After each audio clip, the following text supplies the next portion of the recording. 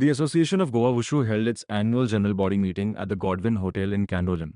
The session was presided over by the association's president, Mr. Bhupender Singh Bajwa, who also serves on the executive committee of the Indian Olympic Association. Other key office bearers in attendance included Vice President Mrs. Niyati Chimulkar, Treasurer Master Suraj Patil, Secretary Master Paulo Kilman Fernandez, along with executive members Master Anthony Diaz and Mrs. Valerie Brito. The discussion centered around the growth and development of Wushu in Goa, with special focus on upcoming tournaments, grassroots training programs, and enhancing athlete participation at both national and international levels.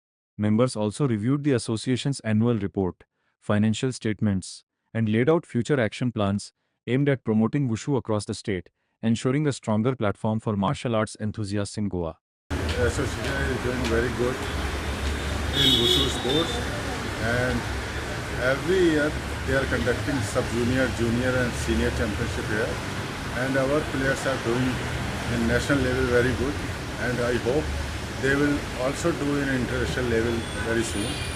We will conduct a seminar of judges and coaches here in near future, and we will also planning to host a national or international championship when, in next year.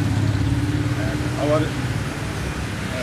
we will also going to request the government, Goa government, they should give us a proper place for center, Wushu center, and Wushu Association of India will give all support for Wushu in Goa, and I hope Wushu will be very soon will be very popular in Goa also.